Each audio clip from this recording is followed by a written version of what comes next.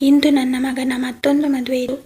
ಅವನ ಮೊದಲ ಮದುವೆಯನ್ನು ನಾನು ಮರೆಯಬೇಕೆಂದು ಬಯಸಿದ್ದೆ, ಏಕೆಂದರೆ ಅದು ತುಂಬ ವಿಚಿತ್ರ ಘಟನೆಯಾಗಿತ್ತು.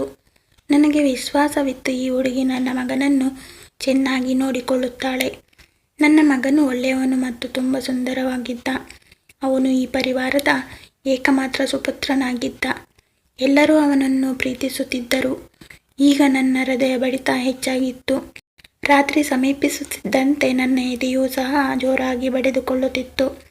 ನಾನು ತುಂಬ ಚಿಂತೆಗೊಳಗಾಗಿದ್ದೆ. ನನ್ನ ಮಗಳಿಗೂ ಸಹ ಈ ವಿಷಯ ಗೊತ್ತಿತ್ತು. ಅವಳು ಸಹ ತುಂಬ ಚಿಂತೆಗೊಳಗಾಗಿದ್ದಳು. ಅವಳು ಹೇಳಿದಳು, ಒಂದು ವೇಳೆ ಇವತ್ತು ಸಹ ಹೀಗೆ ಆದರೆ ಮತ್ತೆ ಮುಂದೇನು? ಆಗ ನಾನು ಹೇಳಿದೆ, ನೀನು ಏನಾದರೂ ಒಳ್ಳೆಯದನ್ನು ಮಾತಾಡು.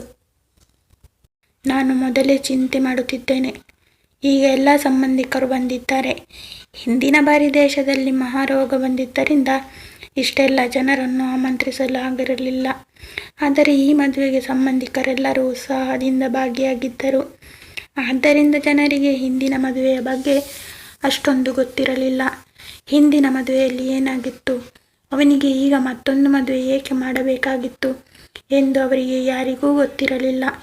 ನನ್ನ ಮಗನಿಗೆ ಇದರಿಂದ ತುಂಬ ಖುಷಿಯಾಯಿತು. ಯಾವುದೇ ಸಮಸ್ಯೆ ಇರಲಿಲ್ಲ, ಏಕೆಂದರೆ ಅವನ ಈ ಹೆಂಡತಿಯು ಮೊದಲ ಹೆಂಡತಿಗಿಂತ ತುಂಬ ಸುಂದರವಾಗಿದ್ದಳು ಮತ್ತು ಅವಳ ವಯಸ್ಸು ಸಹ ತುಂಬ ಚಿಕ್ಕದಿತ್ತು.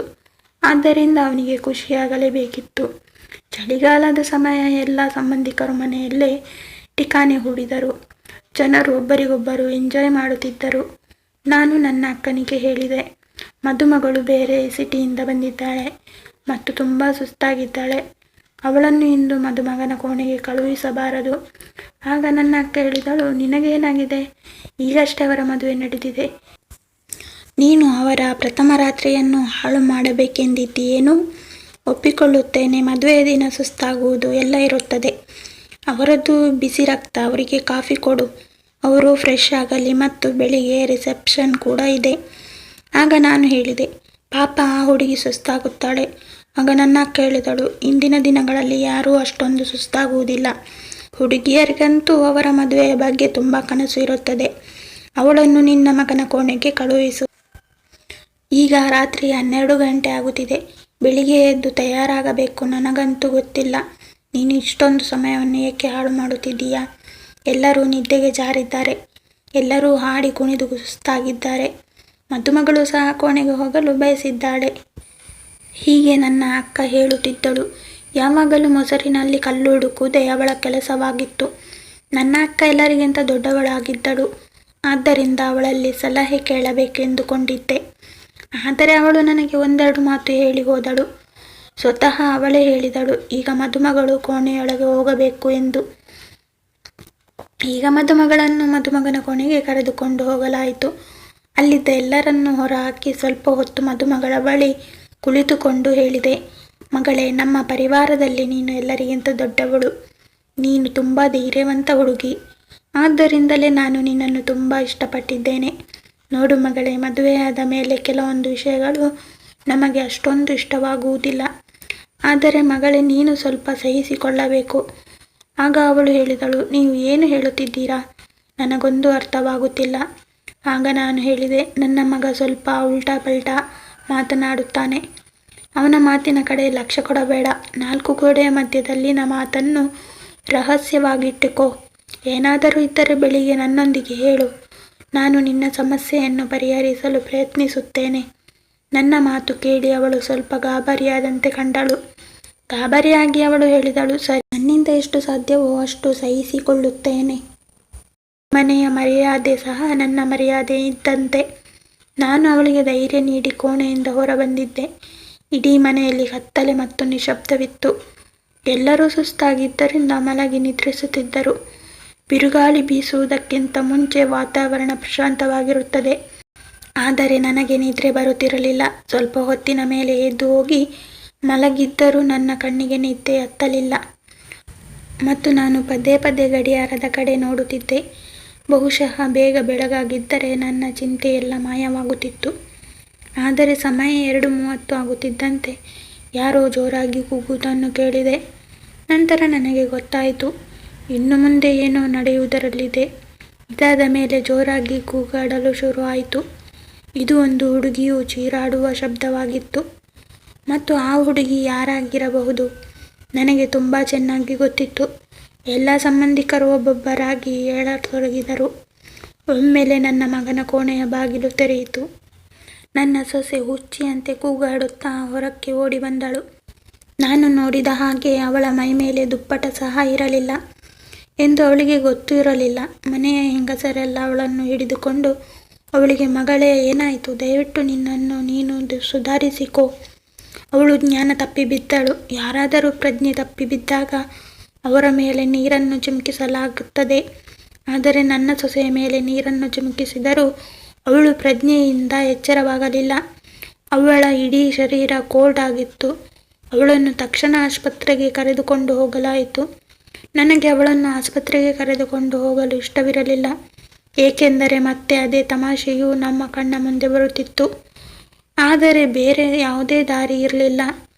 ಆದರೆ ಮದುಮಗಳಿಗೆ ಯಾವುದೇ ಪರಿಸ್ಥಿತಿಯಲ್ಲೂ ಎಚ್ಚರವಾಗಲಿಲ್ಲ. ಅವಳ ಅಪ್ಪ ಅಮ್ಮನನ್ನು ಸಹ ಕರೆಸಲಾಯಿತು. ಅವರೂ ಸಹ ಒಬ್ಬರಿಗೊಬ್ಬರು ಪಿಸುಗುಡುತ್ತಿದ್ದರು. ನಮ್ಮ ಮಗಳಿಗೆ ಏನಾಗಿದೆಯೋ ಯಾರಿಗೆ ಗೊತ್ತು? ಅವಳಿಗೆ ಏನು ಹಿಂಸೆ ನೀಡಿದರೋ? ಎಲ್ಲರೂ ನನ್ನನ್ನು ವಿಚಿತ್ರ ದೃಷ್ಟಿಯಿಂದ ನೋಡುತ್ತಿದ್ದರು. ಎಲ್ಲ ಕಡೆಯಿಂದಲೂ ಪ್ರಶ್ನೆಗಳನ್ನು ಕೇಳುತ್ತಿದ್ದರು. ಆದರೆ ನಾನು ಚಿಂತೆಯಿಂದ ಹಾಸ್ಪಿಟಲಿನಲ್ಲಿ ಆ ಕಡೆ ಈ ಕಡೆ ಓಡಾಡುತ್ತಿದ್ದೆ. ನಾನು ಮನೆಗೆ ಬಂದು ನನ್ನ ಮಗನಲ್ಲಿ ಅವನು ಏನು ಮಾಡಿದ್ದಾನೆಂದು ಕೇಳಬೇಕೆಂದುಕೊಂಡೆ.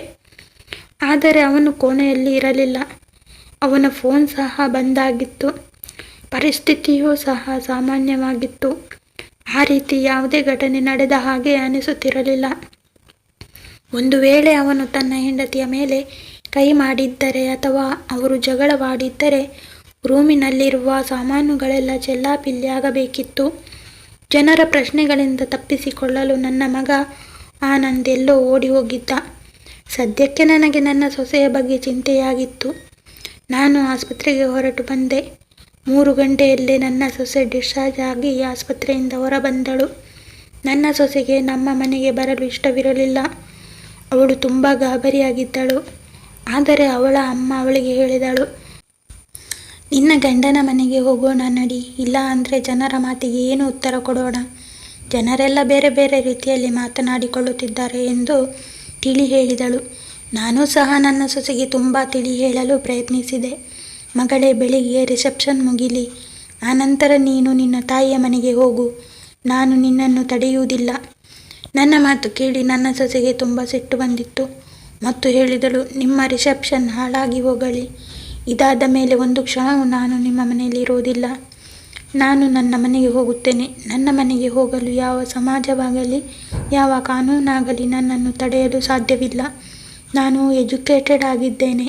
ನನಗೆ ನನ್ನ ಜೀವನವನ್ನು ನನ್ನ ಇಷ್ಟದಂತೆ ಬದುಕಲು ಹಕ್ಕಿದೆ. ನಾನು ನಿಮ್ಮ ಮಗನ ಜೊತೆ ಒಂದು ಕ್ಷಣವೂ ಇರಲಾರೆ. ನನ್ನ ಸೊಸೆ ತನ್ನ ನಿರ್ಧಾರವನ್ನು ಹೇಳಿದಳು. ನಾನು ಬಾಯಿ ಮುಚ್ಚಿಕೊಂಡು ಕಣ್ಣೀರಿಡುತ್ತಾ ಅವಳನ್ನೇ ನೋಡುತ್ತಿದ್ದೆ. ಯಾವಾಗ ಆನಂದನ ಮೊದಲ ಮದುವೆಯಾಗಿತ್ತೋ ಆಗ ಸಹ ಹೀಗೆ ಆಗಿತ್ತು. ನನ್ನ ಮೊದಲ ಸೊಸೆಯ ಜೊತೆಯೂ ಸಹ ಹೀಗೆ ಆಗಿತ್ತು. ಅವಳು ಸಹ ನನಗೆ ಇಷ್ಟವಾದ ಹುಡುಗಿಯಾಗಿದ್ದಳು. ಅವಳು ನನ್ನ ಮಗಳ ಗೆಳತಿಯಾಗಿದ್ದಳು. ಅವಳು ಸಹ ನನ್ನ ಮಗನನ್ನು ತುಂಬ ಇಷ್ಟಪಡುತ್ತಿದ್ದಳು. ನನ್ನ ಮಗಳು ತುಂಬ ಖುಷಿಯಿಂದ ತನ್ನ ಅತ್ತಿಗೆಯನ್ನು ಮನೆಗೆ ಕರೆದುಕೊಂಡು ಬಂದಿದ್ದಳು. ಅವಳು ನಮ್ಮ ಜೊತೆ ತುಂಬ ಹೊಂದಿಕೊಂಡಿದ್ದಳು. ಅವಳು ಶ್ರೀಮಂತರ ಮಗಳಾಗಿದ್ದಳು ಮತ್ತು ತುಂಬ ಒಳ್ಳೆಯವಳಾಗಿದ್ದಳು. ನನಗೂ ಸಹ ಅವಳು ತುಂಬ ಇಷ್ಟವಾಗಿದ್ದಳು. ಸ್ವಲ್ಪ ದಿನಗಳಲ್ಲಿ ಅವಳು ಆನಂದನನ್ನು ಇಷ್ಟಪಟ್ಟಿದ್ದಾಳೆ ಎಂದು ನನಗೆ ಅರ್ಥವಾಗಿತ್ತು. ಬಹುಶಃ ಇದಾಗಿಯೇ ಅವರ ಸಂಬಂಧವನ್ನು ಬೆಳೆಸಿದ್ದೆವು. ಆದರೆ ಮದುವೆಯಾದ ನಂತರ ಅವಳ ಜೊತೆಯೂ ಸಹ ಹೀಗೆ ಆಗಿತ್ತು. ಮದುವೆಯ ಪ್ರಥಮ ರಾತ್ರಿಯಂದೇ ಅವಳು ಸಹ ಕೂಗಾಡುತ್ತಾ ಓಡಿ ಬಂದಿದ್ದಳು. ಅದಾದ ನಂತರ ಅವಳು ನನ್ನ ಮಗನ ಮುಖವನ್ನು ನೋಡಲು ಬಯಸಲಿಲ್ಲ. ಎಲ್ಲರೂ ಅವಳಿಗೆ ತುಂಬ ಬುದ್ಧಿವಾದ ಹೇಳಿದ್ದರು. ಮಗಳೇ, ನಿನ್ನ ಜೀವನದ ಬಗ್ಗೆ ಯೋಚಿಸು. ಆದರೆ ಅವಳು ಹೇಳಿದಳು, ನನ್ನ ಜೀವನವಂತೂ ಹಾಳಾಗಿ ಹೋಯಿತು ಮತ್ತು ನಾನು ಈ ಹುಡುಗಿಗೂ ಈಗ ತಿಳಿ ಹೇಳುತ್ತಿದ್ದೇನೆ. ಆದರೆ ಅವಳು ಸಹ ಹೇಳುತ್ತಿದ್ದಳು, ಇವನೊಂದಿಗೆ ಇರಲಾರೆ ಎಂದರೆ ಇರಲಾರೆ. ನನ್ನ ಮಗನೂ ಸಹ ಯಾವುದೇ ಉತ್ತರವನ್ನು ನೀಡಲಿಲ್ಲ. ನನ್ನ ಮಗ ಎಲ್ಲಿ ಹೋದನೋ ಗೊತ್ತಾಗಲಿಲ್ಲ. ಹುಡುಗಿ ಅಪ್ಪ ಪದೇ ಪದೇ ಹೇಳುತ್ತಿದ್ದರು, ನಿನ್ನ ಮಗನನ್ನು ಕರೆ, ಅವನು ನನ್ನ ಮಗಳಿಗೆ ಏನು ಮಾಡಿದ್ದಾನೆ ಎಂದು ಕೇಳಬೇಕು. ಆನಂದ್ ಮನೆಗೆ ಬಂದಿದ್ದ. ಎಲ್ಲರೂ ಅವನಿಗೆ ಪ್ರಶ್ನೆಗಳನ್ನು ಕೇಳುತ್ತಿದ್ದರು. ಆದರೆ ಅವನು ಏನು ಹೇಳದೆ ಸುಮ್ಮನೆ ಕುಳಿತಿದ್ದ. ಎಲ್ಲರೂ ಕೇಳಿ ಕೇಳಿ ಸಾಕಾಗಿ ಸುಮ್ಮನಾದರು. ಹುಡುಗಿಯ ತಂದೆ ತಾಯಿ ಸಹ ಆನಂದ್ಗೆ ಚೆನ್ನಾಗಿ ಬೈದು ಅಲ್ಲಿಂದ ಹೊರಟು ಹೋದರು. ಎಲ್ಲ ನೆಂಟರಿಷ್ಟರ ಮುಂದೆ ನಮ್ಮ ಮೂಗು ಕತ್ತರಿಸಿದ ಹಾಗಾಯಿತು. ಹುಡುಗಿಯ ಅಪ್ಪ ಅಮ್ಮ ನಮ್ಮ ಮರ್ಯಾದೆ ತೆಗೆಯಲು ಹಿಂದೆ ಮುಂದೆ ನೋಡಲಿಲ್ಲ. ಆದರೆ ಆನಂದ್ ತನ್ನ ಬಾಯಿಂದ ಒಂದು ಶಬ್ದವನ್ನು ಸಹ ಹೇಳಲಿಲ್ಲ. ಆನಂದನ ತಂದೆಯಂತೂ ಮೊದಲೇ ಈ ಲೋಕವನ್ನು ಬಿಟ್ಟು ಹೊರಟು ಹೋಗಿದ್ದರು. ಈಗ ಎಲ್ಲ ಅವಮಾನವನ್ನು ನಾನೊಬ್ಬಳೇ ಸಹಿಸಬೇಕಾಗಿತ್ತು. ಮನೆಯಲ್ಲಿ ಸೇರಿದ ಎಲ್ಲ ನೆಂಟರು ಸಹ ನಮ್ಮ ಬಗ್ಗೆ ಏನೇನೋ ಮಾತನಾಡಿಕೊಳ್ಳುತ್ತಿದ್ದರು. ಹುಡುಗಿಯ ಅಮ್ಮನನ್ನು ಕಂಟ್ರೋಲ್ ಮಾಡಲು ಸಾಧ್ಯವಾಗಲಿಲ್ಲ. ಅವಳಂತೂ ಕೂಗಿ ಕೂಗಿ ನನ್ನ ಬಗ್ಗೆ ಕೆಟ್ಟದಾಗಿ ಮಾತನಾಡುತ್ತಿದ್ದಳು. ಆದರೆ ಇದರಲ್ಲಿ ಅವಳ ತಪ್ಪಾದರೂ ಏನಿತ್ತು? ಏಕೆಂದರೆ ಅವಳ ಮಗಳ ಜೀವನ ಹಾಳಾಗಿತ್ತು. ಇಂದು ಇದೆಲ್ಲವನ್ನು ನಾನೊಬ್ಬಳೇ ಏಕಾಂಗಿಯಾಗಿ ಸಹಿಸಿಕೊಳ್ಳಬೇಕೆಂದು ನನಗೆ ಅರಿವಾಗಿತ್ತು. ಒಂದು ವೇಳೆ ಆನಂದನ ತಂದೆ ಇದ್ದರೆ ನಾನು ಇಷ್ಟೊಂದು ಧೈರ್ಯಗೆಡುತ್ತಿರಲಿಲ್ಲ. ಆನಂದನಿಗೆ ಒಬ್ಬಳು ತಂಗಿ ಇದ್ದಳು. ಅವಳು ಕಾಲೇಜಿನಲ್ಲಿ ಓದುತ್ತಿದ್ದಳು. ಎಲ್ಲರೂ ತಮ್ಮಲ್ಲೇ ಗುಸುಗುಸು ಮಾತನಾಡಿಕೊಳ್ಳುತ್ತಿದ್ದರು. ಒಬ್ಬೊಬ್ಬರು ಹೇಳುತ್ತಿದ್ದರು ಆನಂದ್ ಹುಚ್ಚ ಎಂದು, ಮತ್ತೊಬ್ಬರು ಹೇಳುತ್ತಿದ್ದರು ಅವನು ಮನರೋಗಿ ಎಂದು, ಮತ್ತೊಬ್ಬರು ಹೇಳುತ್ತಿದ್ದರು ಅವನು ಹೊಸ ಹೊಸ ಹುಡುಗಿಯರಿಗೆ ಏನೂ ಮಾಡುತ್ತಿದ್ದಾನೋ. ಆದರೆ ನನ್ನ ಬಳಿ ಇದಕ್ಕೆಲ್ಲದಕ್ಕೂ ಯಾವುದೇ ಉತ್ತರವಿರಲಿಲ್ಲ. ವಾಸ್ತವ ತಿಳಿಯದೆ ಜನರು ಹೀಗೆ ಏನೇನೋ ಕತೆ ಕಟ್ಟುತ್ತಿದ್ದರು. ಜನರು ತಾವೇ ಕಟ್ಟಿಕೊಂಡ ಇಂತಹ ಕತೆಗಳು ಸತ್ಯಕತೆಗಿಂತ ಹೆಚ್ಚು ಭಯಾನಕರವಾಗಿರುತ್ತಿದ್ದವು.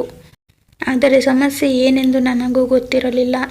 ಪ್ರಥಮ ರಾತ್ರಿಯಂದೇ ನನ್ನ ಸೊಸೆಯಂದಿರು ನನ್ನ ಮಗನ ಕೋಣೆಯಿಂದ ಚೀರುತ್ತಾ ಓಡಿ ಹೋಗುತ್ತಿದ್ದರು. ಆ ಹುಡುಗಿಯರಂತೂ ನನಗೆ ಏನನ್ನೂ ಹೇಳಲಿಲ್ಲ.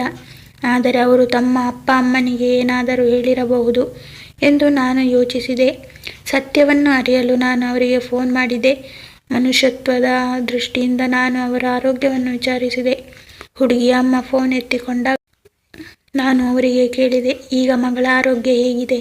ನನ್ನ ಧ್ವನಿ ಕೇಳುತ್ತಿದ್ದಂತೆ ಅವಳು ನನ್ನ ಮೇಲೆ ಕೂಗಾಡಿದಳು ಮತ್ತು ಹೇಳಿದಳು, ಇಲ್ಲಿಯವರೆಗೂ ನನ್ನ ಮಗಳು ಸರಿಯಾಗಿ ಸುಧಾರಿಸಿಕೊಂಡಿಲ್ಲ.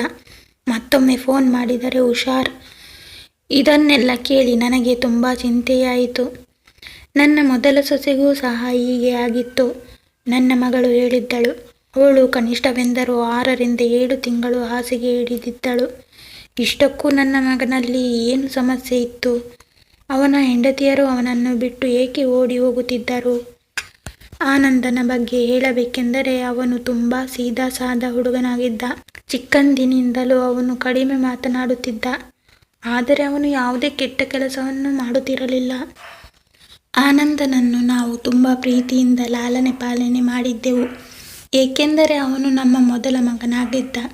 ನಾವು ಅವನನ್ನು ಇಷ್ಟೊಂದು ಮುದ್ದು ಮಾಡಿದ್ದರೂ ಅವನು ಹಾಳಾಗಿರಲಿಲ್ಲ. ಆದರೆ ಅವನ ರೂಪದ ಬಗ್ಗೆ ಅವನಿಗೆ ಅಹಂಕಾರವಿತ್ತು. ಎಲ್ಲರೂ ನಾನು ಸ್ಮಾರ್ಟ್ ಆಗಿರುವುದನ್ನು ನೋಡಿ ಹೊಟ್ಟೆ ಕಿಚ್ಚು ಪಟ್ಟುಕೊಳ್ಳುತ್ತಾರೆ ಎನ್ನುತ್ತಿದ್ದನು. ಅವನಿಗೆ ಒಳ್ಳೊಳ್ಳೆ ಬ್ರ್ಯಾಂಡೆಡ್ ಬಟ್ಟೆಗಳನ್ನು ಹಾಕಿಕೊಳ್ಳುವುದೆಂದರೆ ತುಂಬ ಇಷ್ಟವಾಗಿತ್ತು. ಅವುಗಳನ್ನು ತೊಟ್ಟು ಸುತ್ತಾಡುವುದು ಅವನ ಗೀಳಾಗಿತ್ತು. ಓದುವುದರಲ್ಲೂ ಸಹ ಮುಂದೆ ಇದ್ದ. ಅವನಿಗೆ ಒಳ್ಳೆಯ ನೌಕರಿ ಸಹ ಇತ್ತು. ತನ್ನ ತಂಗಿಯನ್ನು ಸಹ ಚೆನ್ನಾಗಿ ನೋಡಿಕೊಳ್ಳುತ್ತಿದ್ದನು. ತನ್ನ ತಂಗಿ ಶ್ರುತಿಯನ್ನು ಕಾಲೇಜಿಗೆ ಕರೆದುಕೊಂಡು ಹೋಗುತ್ತಿದ್ದನು ಮತ್ತು ಮರಳಿ ಕರೆದುಕೊಂಡು ಬರುತ್ತಿದ್ದನು. ಮನೆಯ ಖರ್ಚಿಗಾಗಿ ಹಣವನ್ನು ಸಹ ನೀಡುತ್ತಿದ್ದನು. ಎಂದಿಗೂ ನನ್ನ ಜೊತೆ ಜೋರಾದ ಧ್ವನಿಯಲ್ಲಿ ಮಾತನಾಡುತ್ತಿರಲಿಲ್ಲ. ಅವನಿಗೆ ಕೆಟ್ಟ ಗೆಳೆಯರ ಸಾಹಸವೂ ಸಹ ಇರಲಿಲ್ಲ. ಯಾವುದೇ ದುಶ್ಚಟಗಳು ಸಹ ಇರಲಿಲ್ಲ. ಆದರೆ ಅವನಿಗೆ ಕೆಲವೊಂದು ಒಳ್ಳೆಯ ಸ್ನೇಹಿತರಿದ್ದರು. ಅವರೆಲ್ಲರೂ ವಿದೇಶದಲ್ಲಿರುತ್ತಿದ್ದರು. ಒಮ್ಮೊಮ್ಮೆ ಅವರ ಜೊತೆ ಫೋನ್ನಲ್ಲಿ ಮಾತನಾಡುತ್ತಿದ್ದ ಮತ್ತು ನನಗೂ ಸಹ ಅವನ ಗೆಳೆಯರೊಂದಿಗೆ ಮಾತನಾಡಿಸುತ್ತಿದ್ದ. ಒಮ್ಮೊಮ್ಮೆ ನನಗೆ ಹೇಳುತ್ತಿದ್ದನು, ಅಮ್ಮ, ಶ್ರುತಿಯ ಮದುವೆಯನ್ನು ಇವನೊಂದಿಗೆ ಮಾಡೋಣವೇ? ಇವನು ಓವರಾಲ್ ತುಂಬ ಒಳ್ಳೆಯ ಹುಡುಗ ಎಂದು ನನಗೆ ಹೇಳಿ ಶ್ರುತಿಯ ಮದುವೆಯ ಬಗ್ಗೆಯೂ ಜವಾಬ್ದಾರಿ ತೆಗೆದುಕೊಂಡಿದ್ದ. ಆದರೆ ಹೀಗೆ 2 ಬಾರಿ ನಡೆದವನು ನಾರ್ಮಲ್ ಆಗಿಲ್ಲ ಎಂದು ನನಗೆ ಅನಿಸಿತು. ನನ್ನ ಮಗನಲ್ಲಿ ಅಂತಹ ಯಾವ ಕೊರತೆ ಇದೆ? ಹುಡುಗಿಯರು ಓಡಿ ಹೋಗುವಂತಹ ಎಂಥ ಕೆಲಸವನ್ನು ನನ್ನ ಮಗನು ಮಾಡುತ್ತಿದ್ದನು ಎಂದು ನನಗೆ ಚಿಂತೆಯಾಯಿತು. ಹೀಗೆ ದಿನಗಳು ಉರುಳುತ್ತಿದ್ದವು. ಈಗ ಆನಂದ ನಾರ್ಮಲ್ ಆಗಿದ್ದನು. ಆನಂದ್ ಈಗ ಸ್ವಲ್ಪ ಸ್ವಲ್ಪ ಮಾತನಾಡುತ್ತಿದ್ದ. ಈಗ ನಾನು ಅನಂತನ 3ನೇ ಮದುವೆಯನ್ನು ಮಾಡಬೇಕೆಂದು ಯೋಚಿಸಿದೆ. ಈ ಬಾರಿ ನಾನು ಕೋಣೆಯಲ್ಲಿ ಏನು ನಡೆಯುತ್ತಿದೆ ಎಂದು ನನಗೆ ಎಲ್ಲ ವಿಷಯವನ್ನು ತಿಳಿಸುವ ಹುಡುಗಿಯೊಂದಿಗೆ ನಾನು ಮದುವೆ ಮಾಡಬೇಕು. ಅಷ್ಟಕ್ಕೂ ಪ್ರಥಮ ರಾತ್ರಿಯಂದು ಮದುಮಗಳು ಅವನನ್ನು ಬಿಟ್ಟು ಓಡಿ ಹೋಗುವಂತಹ ಯಾವ ಕೆಲಸವನ್ನು ಅವನು ಮಾಡುತ್ತಿದ್ದ ಎಂದು ನಾನು ತಿಳಿದುಕೊಳ್ಳಬೇಕಾಗಿತ್ತು. ಹಿಂದಿನ 2 ಪತ್ನಿಯರು ಅವನಿಗೆ ವಿಚ್ಛೇದನ ನೀಡಿದ್ದರು. ಇನ್ನೊಂದು ಸೊಸೆ ಬಂದರೆ ಅವಳು ಓಡಿ ಹೋಗದೆ ನಮ್ಮ ಮನೆಯಲ್ಲಿ ಇರಲಿ. ನನಗೆ ಯಾರ ಜೀವನವನ್ನು ಹಾಳು ಮಾಡಲು ಇಷ್ಟವಿರಲಿಲ್ಲ. ಏಕೆಂದರೆ ನಾನು ಸಹ ಒಂದು ಮಗಳ ತಾಯಿಯಾಗಿದ್ದೆ. ಒಂದು ಹುಡುಗಿಗೆ ವಿಚ್ಛೇದನವಾದರೆ ಅವಳ ಪರಿಸ್ಥಿತಿ ಹೇಗಿರುತ್ತದೆ ಎಂದು ನನಗೆ ಅರಿವಿತ್ತು. ಯೋಚಿಸಿ ಯೋಚಿಸಿ ನನ್ನ ತಲೆಯಂತೂ ಕೆಟ್ಟು ಹೋಗಿತ್ತು. ವಿಷಯ ಏನು ಅಂತ ನಾನು ಹೇಗೆ ಕಂಡುಹಿಡಿಯುವುದು? ಆನಂದನು ಏನು ಹೇಳಲು ತಯಾರಿರಲಿಲ್ಲ. ಇದರ ಬಗ್ಗೆ ಮಾತನಾಡಲು ಶುರು ಮಾಡಿದರೆ ಎದ್ದು ಹೋಗುತ್ತಿದ್ದ. ನನಗೆ ಮಾತನಾಡುವ ಅವಕಾಶವನ್ನೇ ಕೊಡುತ್ತಿರಲಿಲ್ಲ. ಆದರೆ ನಾನು ಇದಾದ ಮೇಲೆ ಆನಂದನ ಮೇಲೆ ಒಂದು ಕಣ್ಣಿಟ್ಟಿದ್ದೆ. ಅವನ ಪ್ರತಿಯೊಂದು ಚಟುವಟಿಕೆಯನ್ನು ಗಮನಿಸುತ್ತಿದ್ದೆ. ಬಹುಶಃ ಏನಾದರೂ ಸಾಕ್ಷಿ ದೊರೆಯಲಿ ಎಂದು ನಾನು ಎದುರು ನೋಡುತ್ತಿದ್ದೆ ಮತ್ತು ಈ ಸಮಸ್ಯೆಯನ್ನು ಬೇಗ ಪರಿಹರಿಸಬೇಕು ಮತ್ತು ಏನು ಎಂದು ಅರಿತುಕೊಳ್ಳಬೇಕು ಎಂದುಕೊಂಡೆ. ಆದರೆ ಅವನ ಹಾವಭಾವದಲ್ಲಿ ನಾರ್ಮಲ್ ಆಗಿದ್ದಾನೆ ಎಂದು ಅನಿಸುತ್ತಿತ್ತೆ ಹೊರತು ಅಬ್ನಾರ್ಮಲ್ ಎಂದು ತೋರುತ್ತಿರಲಿಲ್ಲ. ನಾರ್ಮಲ್ ಹುಡುಗರೊಂದಿಗೆ ತುಲನೆ ಮಾಡಿದಾಗ ನನ್ನ ಮಗನು ಸಹ ಅವರಂತೆ ತೋರುತ್ತಿದ್ದ. ನನಗೆ ಇದಕ್ಕೆ ಪರಿಹಾರವಾಗಿ ಯಾವುದೇ ದಾರಿ ಕಾಣಲಿಲ್ಲ. ನಾನು ಒಂದು ದಿನ ತುಂಬ ಬೇಸತ್ತು ವಿದೇಶದಲ್ಲಿರುವ ಆನಂದನ ಗೆಳೆಯನಿಗೆ ಫೋನ್ ಮಾಡಿದೆ. ನಿತಿನ್, ನೀನು ಆನಂದನ ಏಕಮಾತ್ರ ಗೆಳೆಯನಾಗಿದ್ದೀಯ. ಅವನು ನಿನ್ನೊಂದಿಗೆ ತನ್ನ ಅಂತರಾಳದ ಎಲ್ಲ ವಿಷಯವನ್ನು ಹೇಳಿಕೊಳ್ಳುತ್ತಾನೆ. ನನಗೆ ಆನಂದನ ಬಗ್ಗೆ ಎಲ್ಲವನ್ನೂ ಹೇಳು. ಅವನ ಜೀವನದ ಬಗ್ಗೆ ನಿನಗೆ ಏನಾದರೂ ಹೇಳಿರಬಹುದು. ಆದರೆ ಆನಂದನು ತನ್ನ ಜೀವನದ ಬಗ್ಗೆ ಅವನ ಗೆಳೆಯನಲ್ಲಿ ಏನನ್ನೂ ಹೇಳದಿರುವುದನ್ನು ಕೇಳಿ ನಾನಂತೂ ಆಶ್ಚರ್ಯಚಕಿತಳಾಗಿದ್ದೆ. ಏಕೆಂದರೆ ಅವನಿಗೆ 2 ಮದುವೆಯಾಗಿದ್ದರ ಬಗ್ಗೆ 2 ಹೆಂಡತಿಯರು ಅವನಿಗೆ ವಿಚ್ಛೇದನ ನೀಡಿರುವುದರ ಬಗ್ಗೆ ಆನಂದ ತನ್ನ ಗೆಳೆಯನಿಗೆ ಏನನ್ನೂ ಹೇಳಿರಲಿಲ್ಲ. ನನಗಂತೂ ವಿಚಿತ್ರವೆನಿಸಿತು. ತನ್ನ ಬೆಸ್ಟ್ ಫ್ರೆಂಡಿಗೆ ಆನಂದನು ಈ ವಿಷಯವನ್ನು ಹೇಳದಿರುವುದು ನನಗೆ ವಿಚಿತ್ರವೆನಿಸಿತು. ಇದನ್ನೆಲ್ಲ ತನ್ನ ಗೆಳೆಯನಿಗೆ ಹೇಳುವುದು ಅವನಿಗೆ ಇಷ್ಟವಿರಲಿಲ್ಲವೇನೋ ಎಂದು ನಾನು ಯೋಚಿಸತೊಡಗಿದೆ. ಹೀಗೆ 6 ತಿಂಗಳು ಕಳೆಯಿತು. ಈಗ ಮನೆಯಲ್ಲಿ ಎಲ್ಲವೂ ನಾರ್ಮಲ್ ಆಗಿತ್ತು. ನಾನು ಆನಂದನ ವಿಷಯದಲ್ಲಿ ಚಿಂತೆ ಮಾಡುತ್ತಲೇ ಇರುತ್ತಿದ್ದೆ. ನಾನು ಮತ್ತೊಮ್ಮೆ ಆನಂದನ ಮದುವೆ ಮಾಡಲು ಯೋಚಿಸಿದೆ. ಆದರೆ ಈ ಬಾರಿ ನಾನು ಸತ್ಯವನ್ನು ಅರಿಯಲೇಬೇಕೆಂದು ಮಹತ್ತರವಾದ ನಿರ್ಧಾರವನ್ನು ಮಾಡಿಕೊಂಡಿದ್ದೇನೆ ಮತ್ತು ಮದುವೆ ಆಗುವ ಹುಡುಗಿಗೆ ಎಲ್ಲ ವಿಷಯವನ್ನು ಮೊದಲೇ ಹೇಳಿಬಿಡಬೇಕು ಎಂದುಕೊಂಡಿದ್ದೆ. ಯಾವ ಹುಡುಗಿ ಮದುವೆಯಾಗದೆ ತುಂಬ ವರ್ಷಗಳಿಂದ ಮನೆಯಲ್ಲಿದ್ದಾಳೋ, ಯಾರಿಗೆ ಹುಡುಗಿಯನ್ನು ಮದುವೆ ಮಾಡುವ ತುಂಬ ಅವಶ್ಯಕತೆ ಇತ್ತೋ ಅಂತ ಅಸಹಾಯಕ ಮನೆಯ ಹುಡುಗಿಯನ್ನು ನನ್ನ ಮಗನಿಗೆ ತರಲು ನಿರ್ಧರಿಸಿದೆ. ಏಕೆಂದರೆ ಇವರು ತುಂಬ ಬಡವರಾಗಿದ್ದರು. ಅವರ ಮನೆಯಲ್ಲಿ ಇನ್ನೂ 2 ಚಿಕ್ಕ ತಮ್ಮಂದಿರು ಇದ್ದರು. ನಾನು ಹೇಳಿದೆ, ನಿಮ್ಮ 2 ಹುಡುಗರ ಓದಿನ ಖರ್ಚನ್ನು ನಾನೇ ನೋಡಿಕೊಳ್ಳುತ್ತೇನೆ ಮತ್ತು ನಿಮ್ಮ ಹುಡುಗಿಯ ಮದುವೆಯ ಖರ್ಚನ್ನು ಸಹ ನಾವೇ ವಹಿಸಿಕೊಳ್ಳುತ್ತೇವೆ. ಹುಡುಗಿಯನ್ನಂತೂ ನಾನು ಮೊದಲೇ ಒಪ್ಪಿಸಿದೆ. ತಂದೆ ತಾಯಿಗಳು ಸಹ ಇದಕ್ಕೆ ಒಪ್ಪಿದ್ದರು. ಆದರೆ ನಾನು ಈ ಮಾತನ್ನು ಹುಡುಗಿಯ ತಂದೆ ತಾಯಿಗಳಿಗೆ ಹೇಳಿರಲಿಲ್ಲ. ನಾನು ಹುಡುಗಿಗೆ ಮಾತ್ರ ಹೇಳಿದ್ದೆ. ಹುಡುಗಿ ಸ್ವಲ್ಪ ಹೆದರಿದ್ದಳು. ಏಕೆಂದರೆ ನಾನು ಅವಳಿಗೆ ಮದುವೆಗೂ ಮೊದಲೇ ಈ ವಿಷಯವನ್ನು ಹೇಳಿದ್ದೆ. ಅವಳಂತೂ ತುಂಬ ಗಾಬರಿಯಾದಳು ಮತ್ತು ತನ್ನನ್ನು ತಾನು ಸಾವರಿಸಿಕೊಂಡು ಹೇಳಿದಳು, ಏನಾದರೂ ಆಗಲಿ ನಾನು ಈ ಮದುವೆಗೆ ಒಪ್ಪಿಕೊಂಡಿದ್ದೇನೆ. ಏನಾದರೂ ಆಗಲಿ ನಾನು ಎಲ್ಲವನ್ನೂ ಸರಿ ಮಾಡುತ್ತೇನೆ. ಇದರಲ್ಲಿ ತಪ್ಪೇನಿದೆ? ಏನಿದ್ದರೂ ನಾನು ಸಹಿಸಿಕೊಳ್ಳುತ್ತೇನೆ. ಹೇಗಿದ್ದರೂ ಹೆಣ್ಣು ಮಕ್ಕಳೇ ಎಲ್ಲವನ್ನೂ ಸಹಿಸಿಕೊಳ್ಳಬೇಕಾಗುತ್ತದೆ. ಆ ಹುಡುಗಿಯ ಹೆಸರು ಸುಮತಿ. ಅವಳು ತುಂಬ ಸಂಸ್ಕಾರವಂತೆ, ತಿಳಿದವಳಂತೆ ಕಂಡಳು. ಇಂಥವಳು ನನ್ನ ಮನೆಯ ಸೊಸೆಯಾದರೆ, ನನ್ನ ಮನೆಯಲ್ಲೇ ಉಳಿದರೆ ಅದಕ್ಕಿಂತ ಅದೃಷ್ಟ ಇನ್ನೇನಿದೆ? ಸಂಸ್ಕಾರವಂತೆಯಾಗಿರುವುದರ ಜೊತೆಗೆ ತುಂಬ ಸುಂದರವಾಗಿದ್ದಳು. ಈ ಬಾರಿ ಮದುವೆಯು ಒಂದು ಕಲ್ಯಾಣ ಮಂಟಪದಲ್ಲಿ ನಡೆದಿತ್ತು. ಎಲ್ಲವೂ ಸರಿಯಾಗಿತ್ತು. ಆಶ್ಚರ್ಯವಾಗುವಂತಹ ವಿಷಯವೇನೆಂದರೆ ರಾತ್ರಿ ಕಳೆದು ಬೆಳಗಾಗಿತ್ತು. ಬೆಳಗಾಗುತ್ತಿದ್ದಂತೆ ನಾನು ಕೋಣೆಯ ಬಾಗಿಲನ್ನು ಬಡಿದೆ. ಆದರೆ ಯಾರೂ ಬಾಗಿಲನ್ನು ತೆರೆಯಲಿಲ್ಲ. ನಾನಂತೂ ತುಂಬ ಗಾಬರಿಯಾದೆ. ಇವರಿಬ್ಬರಲ್ಲಿ ಯಾರೂ ಬಾಗಿಲನ್ನು ತೆರೆಯುತ್ತಿರಲಿಲ್ಲ. ಸ್ವಲ್ಪ ಹೊತ್ತಿನಲ್ಲೇ ಕೋಣೆಯ ಮತ್ತೊಂದು ಬಾಗಿಲನ್ನು ತೆಗೆದುಕೊಂಡು ಬಂದು ಕೋಣೆಯ ಬಾಗಿಲನ್ನು ತೆರೆದೆ. ಒಳಗಿನ ದೃಶ್ಯವನ್ನು ನೋಡಿ ನಾನು ಬೆಚ್ಚಿ ಬಿದ್ದೆ. ನಾನು ಒಂದು ಬಾರಿ ಕೂಗಿಕೊಂಡೆ. ನನ್ನ ಸೊಸೆ ಎಚ್ಚರ ತಪ್ಪಿ ಬಿದ್ದಿದ್ದಳು. ಆನಂದ್ ಕೋಣೆಯಲ್ಲಿ ಎಲ್ಲೂ ಕಾಣಿಸಲಿಲ್ಲ. ಬಹುಶಃ ಅವನು ಬಾತ್ರೂಮ್ನಲ್ಲಿ ಇರಬಹುದು ಎಂದುಕೊಂಡೆ. ನಾನು ತಕ್ಷಣ ಡಾಕ್ಟರ್ಗೆ ಫೋನ್ ಮಾಡಿ ಕರೆಸಿದೆ. ಡಾಕ್ಟರ್ ಬಂದು ಚೆಕಪ್ ಮಾಡಿ ಹೇಳಿದರು. ಅವಳ ಶರೀರದ ಮೇಲೆ ಯಾವುದೇ ಗಾಯದ ಗುರುತಿರಲಿಲ್ಲ. ಕೇವಲ ಅವಳು ಹೆದರಿಕೆಯಿಂದ ಪ್ರಜ್ಞೆ ತಪ್ಪಿ ಬಿದ್ದಿದ್ದಾಳೆ. ಆನಂದನ ಮುಖದಲ್ಲೂ ಚಿಂತೆ ಎದ್ದು ಕಾಣುತ್ತಿತ್ತು. ಅವನು ಸಹ ತುಂಬ ಚಿಂತೆಗೊಳಗಾದವನಂತೆ ಅನಿಸುತ್ತಿತ್ತು. ಕೆಲವು ಔಷಧಿಗಳನ್ನು ಕೊಟ್ಟು ಡಾಕ್ಟರ್ ಹೊರಟು ಹೋದರು. ಡಾಕ್ಟರ್ ಹೇಳಿದ್ದರು ಸುಮತಿಗೆ ಬೇಗ ಪ್ರಜ್ಞೆ ಬರುತ್ತದೆ ಎಂದು. ಆನಂದನೂ ಸಹ ತಯಾರಾಗಿ ಆಫೀಸಿಗೆ ಹೊರಟು ಹೋಗಿದ್ದ. ನಾನು ಸುಮತಿಯ ಬಳಿಯೇ ಕುಳಿತುಕೊಂಡಿದ್ದೆ. ಸ್ವಲ್ಪ ಹೊತ್ತಿನಲ್ಲೇ ಅವಳು ತನ್ನ ಕಣ್ಣು ತೆರೆದಳು. ಅವಳಿಗೆ ಎಚ್ಚರವಾಗುತ್ತಿದ್ದಂತೆ ಅವಳು ಹೊರಗಡೆ ಓಡಿದಳು. ನಾನು ಇನ್ನೂ ಇಲ್ಲಿ ಇರಲಾರೆ, ನಾನು ನನ್ನ ಮನೆಗೆ ಹೋಗಬೇಕು ಎಂದು ಹೇಳುತ್ತಾ ಓಡುತ್ತಿದ್ದಳು. ನಾನು ಸುಮತಿಯ ಕೈ ಹಿಡಿದೆ ಮತ್ತು ಹೇಳಿದೆ, ಸುಮತಿ, ನೀನು ಈ ರೀತಿ ಮಾಡಲು ಸಾಧ್ಯವಿಲ್ಲ. ನಾನು ಮೊದಲೇ ನಿನಗೆ ಎಲ್ಲ ಸತ್ಯವನ್ನು ಹೇಳಿದ್ದೆ. ನೀನು ಸಹ ಒಪ್ಪಿಕೊಂಡಿದ್ದೆ. ಹಾಗಿದ್ದು ನೀನು ಹೀಗೇಕೆ ಓಡಿ ಹೋಗುತ್ತಿದ್ದೀಯಾ? ಆದರೆ ಸುಮತಿ ನನ್ನ ಯಾವ ಮಾತುಗಳನ್ನು ಕೇಳಲು ತಯಾರಿರಲಿಲ್ಲ. ಅವಳು ಅಳುತ್ತಾ ಹೇಳಿದಳು, ಆಂಟಿ, ನನ್ನನ್ನು ಕ್ಷಮಿಸಿ. ನಾನು ತುಂಬ ಅಸಹಾಯಕಳಾಗಿದ್ದೇನೆ. ಇಲ್ಲಿ ಇರಲು ಸಾಧ್ಯವಿಲ್ಲ. ನೀವು ನಿಶ್ಚಿಂತೆಯಿಂದ ಇರಿ. ನಾನು ನನ್ನ ಅಪ್ಪ ಅಮ್ಮನಿಗೆ ಏನನ್ನೂ ಹೇಳುವುದಿಲ್ಲ. ಎಲ್ಲವನ್ನು ನಾನೇ ಹ್ಯಾಂಡಲ್ ಮಾಡಿಕೊಳ್ಳುತ್ತೇನೆ. ಇಷ್ಟೇ, ಈ ಮನೆಯಲ್ಲಿ ಇರಲು ನೀವು ನನಗೆ ಹೇಳಬೇಡಿ ಎನ್ನುತ್ತಿದ್ದಳು. ಆದರೆ ಸುಮತಿ, ನನಗೆ ಹೇಳು, ಯಾವುದಾದರೂ ಏನು, ನನಗೆ ಸತ್ಯ ತಿಳಿಯಬೇಕು. ಆನಂದನ ಬಗ್ಗೆ ಸತ್ಯ ಹೇಳುತ್ತೇನೆ ಎಂದು ನೀನು ನನ್ನ ಜೊತೆ ಪ್ರಮಾಣ ಮಾಡಿದ್ದೀಯಾ? ಆಗ ಅವಳು ಹೇಳಿದಳು, ಆಂಟಿ, ನಾನು ಆನಂದನ ಬಗ್ಗೆ ಏನನ್ನೂ ಹೇಳಲು ಸಾಧ್ಯವಿಲ್ಲ. ಒಂದು ವೇಳೆ ನಾನು ಆನಂದನ ಬಗ್ಗೆ ಹೇಳಿದರೆ ಅವನು ನನ್ನ ಜೀವ ತೆಗೆಯುತ್ತಾನೆ. ಆದರೆ ನನಗೆ ನನ್ನ ಜೀವನದ ಬಗ್ಗೆ ಹೆದರಿಕೆ ಇಲ್ಲ. ಆದರೆ ಆನಂದ್ ನನ್ನ ತಮ್ಮಂದಿರನ್ನು ಬಿಡುವುದಿಲ್ಲ. ಪ್ಲೀಸ್, ನನಗೆ ಹೋಗಲು ಅವಕಾಶ ನೀಡಿ. ಅವಳು ನನ್ನಲ್ಲಿ ದೈನ್ಯತೆಯಿಂದ ವಿನಂತಿ ಮಾಡಿಕೊಂಡಾಗ ನಾನು ಅವಳನ್ನು ತಡೆಯಲು ಸಾಧ್ಯವಾಗಲಿಲ್ಲ. ಸುಮತಿ ಹೊರಟು ಹೋದಳು. ಈಗ ಸ್ವಲ್ಪ ಹೊತ್ತಿನಲ್ಲಿ ಸುಮತಿಯ ಅಪ್ಪ ಅಮ್ಮನ ಫೋನ್ ಬರುತ್ತದೆ ಎಂದು ನಾನು ಕಾಯುತ್ತಿದ್ದೆ. ಆದರೆ ಹಾಗೇನೂ ಆಗಲಿಲ್ಲ. ಬಹುಶಃ ಸುಮತಿಯು ತನ್ನ ಅಪ್ಪ ಅಮ್ಮನಲ್ಲಿ ಏನನ್ನೂ ಹೇಳಲಿಲ್ಲ. ಆದರೆ ಆನಂದನ ಹಿಂದಿನ 2 ಪತ್ನಿಯರು ಮಾರನೇ ದಿನವೇ ವಿಚ್ಛೇದನ ಕೇಳಿದರು. ಆದರೆ ಸುಮತಿ ಆ ರೀತಿ ಮಾಡಿರಲಿಲ್ಲ. ಇದರ ಅರ್ಥ ಸುಮತಿಯು ಈಗಲೂ ನನ್ನ ಮಗನ ಹೆಂಡತಿಯಾಗಿದ್ದಳು. ಈಗ ನಾನು ಯೋಚಿಸಿದೆ, ಈಗ ನಾನು ನನ್ನ ಮಗ ಆನಂದನನ್ನು ಡಾಕ್ಟರಲ್ಲಿ ಚೆಕಪ್ ಮಾಡಿಸೋಣ ಅಂದುಕೊಂಡೆ. ತಾನಾಗಿಯೇ ಆನಂದ್ ಎಂದು ಈ ರೀತಿ ಚೆಕಪ್ ಮಾಡಿಸಿಕೊಳ್ಳಲು ಒಪ್ಪುವುದಿಲ್ಲ. ಆದ್ದರಿಂದ ನಾನು ಒಂದು ದಿನ ಆನಂದನ ಊಟದಲ್ಲಿ ನಿದ್ರೆ ಮಾತ್ರೆಯನ್ನು ಬೆರೆಸಿದೆ.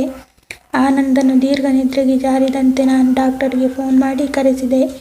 ಡಾಕ್ಟರ್ ಆನಂದನ ಕೆಲವೊಂದು ಸ್ಯಾಂಪಲ್ಗಳನ್ನು ತೆಗೆದುಕೊಂಡರು ಮತ್ತು ರಿಪೋರ್ಟ್ ಬರುತ್ತಲೇ ನಿಮಗೆ ಹೇಳುತ್ತೇನೆ ಎಂದು ಹೊರಟೋದರು. ಈಗ ನಾನು ಆನಂದನ ರಿಪೋರ್ಟ್ಗಾಗಿ ಕಾಯತೊಡಗಿದೆ.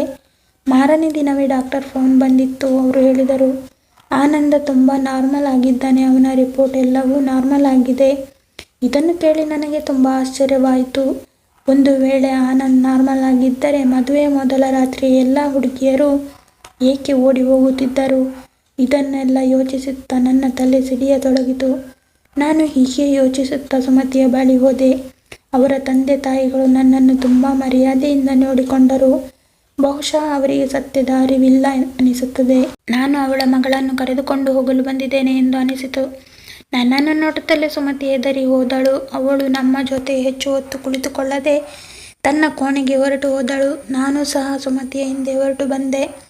ಆಗ ಸುಮತಿಯೇ ಹೇಳಿದಳು, ಆಂಟಿ, ನಾನು ನಿಮಗೆ ಮೊದಲೇ ಹೇಳಿದ್ದೆ, ನಾನು ನಿಮ್ಮ ಮನೆಯಲ್ಲಿ ಇರಲು ಸಾಧ್ಯವಿಲ್ಲ ಮತ್ತು ನೀವು ನನ್ನನ್ನು ಕರೆದುಕೊಂಡು ಹೋಗಲು ಏಕೆ ಬಂದಿದ್ದೀರಿ? ನಾನು ಸುಮತಿಯನ್ನು ಅತ್ಯಂತ ಪ್ರೀತಿಯಿಂದ ನನ್ನ ಮುಂದೆ ಕುಳ್ಳಿರಿಸಿಕೊಂಡು ಅವಳಿಗೆ ಕೈ ಮುಗಿಯುತ್ತಾ ಹೇಳಿದೆ, ಸುಮತಿ, ನನ್ನಲ್ಲಿರುವ ಏಕೈಕ ಆಶಾಕಿರಣ ನೀನೇ. ಸುಮತಿ, ನೀನೇ ನನಗೆ ಈಗ ಸತ್ಯವನ್ನು ಬೇಕು. ನನ್ನ ಮಗನಲ್ಲಿ ಯಾವ ಕೊರತೆ ಇದೆ? ಈ ಅಸಹಾಯಕ ಅಮ್ಮ ನಿನ್ನಲ್ಲಿ ಕೈ ಮುಗಿದು ಬೇಡಿಕೊಳ್ಳುತ್ತೇನೆ. ಪ್ಲೀಸ್, ನನಗೆ ನಿರಾಶೆ ಮಾಡಬೇಡ. ನಾನು ಕೈ ಮುಗಿದು ಬೇಡಿಕೊಳ್ಳುತ್ತಿರುವುದನ್ನು ನೋಡಿ ಸುಮತಿಯು ನನ್ನ ಕೈ ಹಿಡಿದುಕೊಂಡು ಹೇಳಿದಳು, ಆಂಟಿ, ನಾನು ಸಹ ಅಸಹಾಯಕಳಾಗಿದ್ದೇನೆ. ನೀವು ದಯವಿಟ್ಟು ನನ್ನ ಮುಂದೆ ಕೈ ಜೋಡಿಸಬೇಡಿ. ಹೇಗೆ ಬೇಡಿಕೊಂಡರೂ ಸುಮತಿಯು ಸತ್ಯವನ್ನು ಹೇಳಲು ನಿರಾಕರಿಸಿದಾಗ ನಾನು ಹೇಳಿದೆ, ಸರಿ, ನೀನು ನಿನ್ನ ಬಾಯಿಯಿಂದ ಏನು ಹೇಳಬೇಡ. ನಾನೇ ಸ್ವತಃ ನನ್ನ ಕಣ್ಣಿಂದಲೇ ನೋಡುತ್ತೇನೆ. ನೀನು ನನಗೆ ಒಂದು ಸಹಾಯ ಮಾಡಬೇಕು. ಮಾಡ್ತೀಯಲ್ವಾ? ಇವತ್ತು ನೀನು ರಾತ್ರಿ ನನ್ನ ಮಗನ ಕೋಣೆಯಲ್ಲಿ ಉಳಿದುಕೋ. ನಾನು ಎಲ್ಲ ಸತ್ಯವನ್ನು ನನ್ನ ಕಣ್ಣಿಂದ ನೋಡುತ್ತೇನೆ.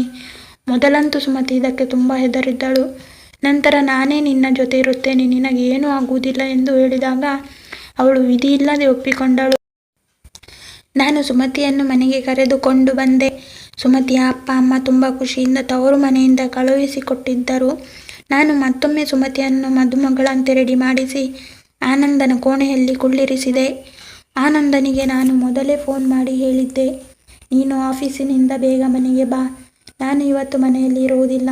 ನಿನ್ನ ಚಿಕ್ಕಮ್ಮನ ಆರೋಗ್ಯ ಸರಿಯಾಗಿಲ್ಲ. ನಾನು ಅಲ್ಲಿಗೆ ಹೋಗುತ್ತೇನೆ. ಈ ಮಾತುಗಳನ್ನು ಕೇಳಿ ಆನಂದನು ಹಾ ಎಂದು ಹೇಳಿ ಫೋನ್ ಕಟ್ ಮಾಡಿದ. ನಂತರ ನಾನು ಅವನ ಕೋಣೆಯಲ್ಲಿ ಅಡಗಿ ಕುಳಿತೆ. ಸ್ವಲ್ಪ ಹೊತ್ತಿನಲ್ಲಿ ಆನಂದ್ ಕೋಣೆಯ ಬಾಗಿಲನ್ನು ತೆರೆದ ಮತ್ತು ಕೋಣೆಯೊಳಗೆ ಬಂದ. ಅವನು ಒಂದು ಕ್ಷಣ ತಯಾರಾಗಿ ಕುಳಿತ ಸುಮತಿಯ ಮೇಲೆ ಕಣ್ಣು ಹಾಯಿಸಿದ ಮತ್ತು ಏನೂ ಹೇಳದೆ ಬಾತ್ರೂಮ್ಗೆ ಹೊರಟು ಹೋದ. ಸುಮತಿ ಹೆದರಿಕೊಂಡು ಕುಳಿತಿದ್ದಳು. ಹೇಗೆ ಕುಳಿತಿದ್ದಳೆಂದರೆ ಹಾಗೆ ಎದ್ದು ಓಡಿ ಹೋಗಲು ರೆಡಿಯಾಗಿ ಕುಳಿತಿದ್ದಳು. ನಾನು ಉಸಿರನ್ನು ಬಿಗಿ ಹಿಡಿದುಕೊಂಡು ಮುಂದೆ ಬರುವ ಸಿಚುವೇಶನ್ಗಾಗಿ ಕಾಯತೊಡಗಿದೆ. ಆಗ ಅಚಾನಕ್ಕಾಗಿ ಬಾತ್ರೂಮ್ನಲ್ಲಿ ಯಾವುದೋ ಹೆಂಗಸು ಕೂಗುವ ಶಬ್ದ ಕೇಳಿತು. ಆ ಶಬ್ದ ಕೇಳುತ್ತಿದ್ದಂತೆ ಸುಮತಿ ಬೆಡ್ನಿಂದ ಇಳಿದು ನಿಂತುಕೊಂಡಳು. ಅವಳು ಹೆದರುತ್ತಾ ಗಡಗಡ ನಡುಗುತ್ತಿದ್ದಳು. ನಾನು ಸಹ ಕಕ್ಕಾಬಿಕ್ಕಿಯಾಗಿ ನಿಂತುಕೊಂಡಿದ್ದೆ. ಆನಂದ್ ಬಾತ್ರೂಮ್ನ ಒಳಗೆ ಹೋಗಿದ್ದ. ಈ ಮಹಿಳೆಯ ಶಬ್ದ ಹೇಗೆ ಬಂದಿತ್ತು? ಆಗ ಆನಂದ್ ಬಾತ್ರೂಮ್ನಿಂದ ಹೊರಬಂದ. ಆನಂದನ್ನು ನೋಡುತ್ತಿದ್ದಂತೆ ನಾನು ಪ್ರಜ್ಞೆ ತಪ್ಪುವುದೊಂದು ಬಾಕಿ ಇತ್ತು. ಅವನು ತನ್ನ ವೇಷವನ್ನು ಬದಲಿಸಿದ್ದ. ಅವನು ಹೆಂಗಸರಂತೆ ಬಟ್ಟೆ ತೊಟ್ಟುಕೊಂಡಿದ್ದ. ಅವನು ತುಂಬ ಭಯಂಕರ ಮೇಕಪ್ ಮಾಡಿಕೊಂಡಿದ್ದ. ಅವನ ಕಣ್ಣು ಕೆಂಪು ಕೆಂಪಾಗಿತ್ತು. ಅವನ ಧ್ವನಿಯೂ ಸಹ ಹೆಣ್ಣು ಮಕ್ಕಳಂತೆ ಇತ್ತು. ನನ್ನ ಜೀವನದಲ್ಲಿ ಮತ್ತೊಮ್ಮೆ ಬರಬೇಡ ಎಂದು ನಿನಗೆ ನಾನು ವಾರ್ನ್ ಮಾಡಿದ್ದೆ. ನೀನು ನನ್ನ ಮಾತುಗಳನ್ನು ಒಪ್ಪಿಕೊಳ್ಳಲಿಲ್ಲ. ಈಗ ನಿನ್ನ ಸಾವಿಗೆ ನೀನೇ ಕಾರಣಲಾಗುತ್ತೀಯ. ತುಂಬ ಭಯಾನಕವಾಗಿ ನಗುತ್ತಾ ಆನಂದ್ ಸುಮತಿಯ ಕಡೆಗೆ ನೋಡುತ್ತಿದ್ದ. ಈಗ ಸುಮತಿಯು ಜೋರಾಗಿ ಕೂಗುತ್ತಾ ನನ್ನ ಬಳಿ ಓಡಿ ಬಂದಳು. ನಾನು ಸಹ ಹೊರಗೆ ಬಂದು ಆನಂದನನ್ನು ತಡೆಯುವ ಪ್ರಯತ್ನ ಮಾಡಿದೆ. ಆನಂದ್, ನಿನಗೆ ಏನಾಗಿದೆ? ನಿನ್ನ ಮೈ ಮೇಲೆ ಪ್ರಜ್ಞೆ ಇದೆಯೇ? ಆನಂದನು ಜೋರಾಗಿ ನನ್ನನ್ನು ತಳ್ಳಿದನು. ಯಾರು ಆನಂದ್? ನನ್ನ ಹೆಸರು ಊರ್ಮಿಳಾ ಎನ್ನುತ್ತಿದ್ದಂತೆ ಅವಕಾಶವನ್ನು ನೋಡಿ ಸುಮತಿ ಕೋಣೆಯಿಂದ ಹೊರ ಓಡಿ ಹೋದಳು. ಆನಂದ್ ನನ್ನ ಬಳಿ ಬರುವುದಕ್ಕಿಂತ ಮೊದಲೇ ನಾನು ಕೋಣೆಯಿಂದ ಹೊರಬಂದಿದ್ದೆ. ನಾನು ಕೋಣೆಯನ್ನು ಹೊರಗಿನಿಂದ ಬಂದ್ ಮಾಡಿದೆ. ಆನಂದನ ಈ ಭಯಂಕರ ನಗು ನನಗೆ ಹೊರಗಡೆಯೂ ಕೇಳಿಸುತ್ತಿತ್ತು. ನಾನು ಹೆದರಿಕೊಂಡು ನಿಂತಿದ್ದ ಸುಮತಿಯನ್ನು ತಬ್ಬಿಕೊಂಡು ಅವಳನ್ನು ಸಮಾಧಾನಪಡಿಸುತ್ತಿದ್ದೆ. ಇಂದು ನಾನು ಸ್ವತಃ ಹೆದರಿ ಹೋಗಿದ್ದೆ. ಆಂಟಿ, ನನಗೆ ಸಾಯಲು ಇಷ್ಟವಿಲ್ಲ. ಆನಂದ್ ನನ್ನನ್ನು ಜೀವಂತವಿರಲು ಬಿಡಲಾರ. ಒಂದು ವೇಳೆ ನಾನು ಬೇರೆ ಯಾರಿಗಾದರೂ ಹೇಳಿದರೆ ಅವನು ನನ್ನನ್ನು ಕೊಲ್ಲುತ್ತೇನೆ ಎಂದು ಮತ್ತು ನನ್ನ ತಮ್ಮಂದಿರನ್ನು ಕೊಲ್ಲುತ್ತೇನೆ ಎಂದು ಹೇಳಿದ. ನನ್ನನ್ನು ಮತ್ತು ನನ್ನ ತಮ್ಮಂದಿರನ್ನು ರಕ್ಷಿಸಿ ಆಂಟಿ ಎಂದು ಸುಮತಿ ನನ್ನಲ್ಲಿ ಗೋಗರೆದಳು. ಏನೂ ಆಗುವುದಿಲ್ಲ ಸುಮತಿ, ಸಮಾಧಾನ ಮಾಡಿಕೊ. ನಾನು ಎಲ್ಲವನ್ನೂ ಸಂಭಾಳಿಸುತ್ತೇನೆ. ನಾನು ಹಾಗೆ ಯೋಚಿಸತೊಡಗಿದಾಗ ಆನಂದನ ಮೇಲೆ ಯಾವುದೋ ಭೂತದ ಛಾಯೆ ಆವರಿಸಿರಬಹುದು ಎಂದು ನನಗೆ ಅನ್ನಿಸಿತು. ಸುಮತಿಯನ್ನು ನನ್ನ ರೂಮಿನಲ್ಲಿ ಮಲಗಿಸಿಕೊಂಡೆ. ಬೆಳಿಗ್ಗೆ ಎದ್ದ ತಕ್ಷಣ ಎಲ್ಲಕ್ಕಿಂತ ಮೊದಲು ನಾನು ನಮ್ಮ ಫ್ಯಾಮಿಲಿ ಡಾಕ್ಟರ್ಗೆ ಫೋನ್ ಮಾಡಿದೆ. ಮುಂಜಾನೆ 8 ಗಂಟೆಗೆ ಡಾಕ್ಟರ್ ನಮ್ಮ ಮನೆಯಲ್ಲಿ ಇದ್ದರು. ಆನಂದನ ಬಗ್ಗೆ ಡಾಕ್ಟರ್ಗೆ ವಿವರಿಸಿದೆ ಮತ್ತು ಹೇಳಿದೆ, ಆನಂದನ ಮೇಲೆ ಯಾವುದೋ ಭೂತ ಪ್ರೇತಗಳ ಛಾಯೆ ಆವರಿಸಿರಬೇಕು. ಆಗ ನನ್ನ ಮಾತು ಕೇಳಿ ಡಾಕ್ಟರ್ ಹೇಳಿದರು, ಆನಂದನ ಮೇಲೆ ಯಾವುದೋ ಭೂತ ಪ್ರೇತಗಳು ದಾಳಿ ಮಾಡಿವೆ ಎಂದು ನನಗೆ ಅನಿಸುವುದಿಲ್ಲ. ಆನಂದ್ ಒಬ್ಬ ಮನೋರೋಗಿಯಾಗಿದ್ದಾನೆ. ಅವನಿಗೆ ಅದರ ಹುಚ್ಚುತನ ಹಿಡಿದಿದೆ. ಇಂತಹ ರೋಗಿಗಳು ಯಾವುದೋ ಕತೆ ಅಥವಾ ಸಿನಿಮಾದಲ್ಲಿ ಮುಳುಗಿ ಹೋಗಿರುತ್ತಾರೆ. ಆ ಕ್ಯಾರೆಕ್ಟರ್ನಲ್ಲಿ ತಮ್ಮನ್ನು ತಾವು ಕಂಡುಕೊಳ್ಳುತ್ತಾರೆ. ಆದರೆ ನೀವು ಟೆನ್ಷನ್ ಮಾಡಿಕೊಳ್ಳಬೇಡಿ, ಇದಕ್ಕಾಗಿ ಚಿಕಿತ್ಸೆ ಇದೆ. ತಮ್ಮವರ ಪ್ರೀತಿಯಿಂದ ಮತ್ತು ಕೆಲವು ಔಷಧಿಗಳಿಂದ ಇಂತಹ ರೋಗಿಗಳು ಸರಿ ಹೋಗುತ್ತಾರೆ. ಆದರೆ ಸ್ವಲ್ಪ ಸಮಯ ಬೇಕಾಗುತ್ತದೆ. ಆಮೇಲೆ ರೋಗಿಗಳು ಮೊದಲಿನಂತೆ ಆಗುತ್ತಾರೆ. ಹೊಸ ಹೊಸ ಮದುಮಗಳನ್ನು ನೋಡಿದರೆ ಆನಂದನಿಗೆ ಹುಚ್ಚು ಹಿಡಿದಂತೆ ಆಗುತ್ತದೆ. ಅವನಿಗೆ ಏಕೆ ಹೀಗಾಗುತ್ತದೆ ಎಂದು ಅವನ ಕೋಣೆಯನ್ನು ಪರಿಶೀಲಿಸಿದರೆ ಗೊತ್ತಾಗುತ್ತದೆ. ಒಮ್ಮೆ ಆ ವಸ್ತು ನಮ್ಮ ಕೈಗೆ ಸಿಕ್ಕರೆ ಅವನನ್ನು ಬೇಗ ಗುಣಪಡಿಸಬಹುದು. ಡಾಕ್ಟರ್ ನನಗೆ ಸಮಾಧಾನ ಹೇಳಿ ಹೋಗಿದ್ದರು. ಸುಮತಿ ಈಗ ಸ್ವಲ್ಪ ಸುಧಾರಿಸಿಕೊಂಡಿದ್ದಳು. ನಾನು ಈಗ ಅವಳಿಗೆ ತಿಂಡಿ ತಿನ್ನಿಸಿದೆ. ತಿಂಡಿ ತಿನ್ನುತ್ತಾ ಹೇಳಿದಳು, ಈಗ ನಾನು ನನ್ನ ಮನೆಗೆ ಹೋದರೆ ಒಳ್ಳೆಯದು. ನಾನು ಆಗ ಸುಮತಿಯ ತಲೆ ನೆವರಿಸುತ್ತಾ ಹೇಳಿದೆ, ಮಗಳೇ, ಮೊದಲು ನೀನು ನನಗೆ ಆಂಟಿ ಎಂದು ಕರೆಯುವುದನ್ನು ನಿಲ್ಲಿಸು. ನೀನು ನನಗೆ ಅಮ್ಮ ಎಂದು ಕರೆ. ಮತ್ತೊಂದು ಮಾತೆಂದರೆ ಇದು ನಿನ್ನ ಮನೆ. ಈಗ ನೀನು ಈ ಮನೆಯ ಸೊಸೆ. ಆಗ ಸುಮತಿ ಹೇಳಿದಳು, ಇಷ್ಟೆಲ್ಲ ನೀವು ನಿಮ್ಮ ಕಣ್ಣಿಂದ ನೋಡಿದ ಮೇಲೆ ಹೀಗೇಕೆ ಹೇಳುತ್ತಿದ್ದೀರಿ? ಸುಮತಿ ಆಶ್ಚರ್ಯಚಕಿತಳಾಗಿ ಕೇಳಿದಳು. ನಾನು ಹೇಳಿದೆ, ನಾನು ಡಾಕ್ಟರ್ ಜೊತೆ ಮಾತನಾಡಿದ್ದೇನೆ. ಆನಂದ್ ಸರಿಯಾಗುತ್ತಾನೆ. ಆದರೆ ಅವನಿಗೆ ಸ್ವಲ್ಪ ಪ್ರೀತಿ ಮತ್ತು ಆರೈಕೆಯ ಅವಶ್ಯಕತೆ ಇದೆ. ಅದನ್ನು ನಾವಿಬ್ಬರೂ ಸೇರಿ ಅವನಿಗೆ ನೀಡೋಣ. ನೀನು ನನ್ನನ್ನು ನಂಬು. ಆನಂದ್ ತುಂಬ ಒಳ್ಳೆಯ ಹುಡುಗ. ಅವನು ನಿನ್ನನ್ನು ತುಂಬ ಪ್ರೀತಿಯಿಂದ ನೋಡಿಕೊಳ್ಳುತ್ತಾನೆ. ನಾನು ತುಂಬ ಹೊತ್ತಿನವರೆಗೆ ಅವಳಿಗೆ ತಿಳಿಸಿ ಹೇಳಿದ ಮೇಲೆ ಮತ್ತು ತನ್ನ ತಂದೆ ತಾಯಿಯ ಪರಿಸ್ಥಿತಿಯನ್ನು ಅರಿತುಕೊಂಡು ಅವಳು ಅದಕ್ಕೆ ಒಪ್ಪಿದಳು. ನಾನು ತುಂಬ ಪ್ರೀತಿಯಿಂದ ಸುಮತಿಗೆ ಹೇಳಿದೆ, ಸುಮತಿ, ಈಗಲಾದರೂ ನನ್ನನ್ನು ಪ್ರೀತಿಯಿಂದ ಅಮ್ಮ ಎಂದು ಒಂದು ಬಾರಿ ಕರೆ. ಆಗ ಸುಮತಿ ಮುಗುಳ್ನಗುತ್ತಾ ನನಗೆ ಅಮ್ಮ ಎಂದು ಕರೆದಳು. ಇದನ್ನು ಕೇಳಿ ನನ್ನ ಹೃದಯ ತುಂಬಿ ಬಂದಿತು. ಈಗ ನನ್ನ ಮಗ ಸರಿ ಹೋಗುತ್ತಾನೆ ಎಂದು ನನ್ನಲ್ಲಿ ಭರವಸೆ ಬೆಳಕು ಮೂಡಿತು. ಅವನ ಜೀವನವು ಬೆಳಗುತ್ತದೆ. 10 ಗಂಟೆಗೆ ಸರಿಯಾಗಿ ಆನಂದನ ಕೋಣೆಯ ಬಾಗಿಲು ಶಬ್ದವಾಗತೊಡಗಿತು. ನಾನು ನಡುಗುತ್ತಿರುವ ಕೈಗಳಿಂದ ಕೋಣೆಯ ಬಾಗಿಲನ್ನು ತೆರೆದೆ ಮತ್ತು ಸುಮತಿಯನ್ನು ಕೋಣೆಯ ಒಳಗೆ ಕಳುಹಿಸಿದೆ. ಆನಂದನು ಒಂದೇ ಸಮನೆ ತರಾತುರಿಯಲ್ಲಿ ತಯಾರಾಗುತ್ತಿದ್ದನು. ನನ್ನನ್ನು ನೋಡುತ್ತಲೇ ಬೇಜಾರಾಗಿ ಹೇಳಿದನು, ಏನಮ್ಮ, ಹೊರಗಿನಿಂದ ಯಾರು ಬಾಗಿಲಿನ ಚಿಲಕವನ್ನು ಹಾಕಿದ್ದಾರೆ? ನನಗೆ ಆಫೀಸ್ಗೆ ಹೋಗಲು ತಡವಾಗುತ್ತದೆ. ಆನಂದ್ ನಾರ್ಮಲ್ ಆಗಿ ಮಾತನಾಡುತ್ತಿದ್ದ. ಆಗ ನಾನು ಹೇಳಿದೆ, ಮಗನೇ, ನನಗೆ ಗೊತ್ತಿಲ್ಲ ಹೇಗೆ ಬಂದ ಇದು ಅಂತ.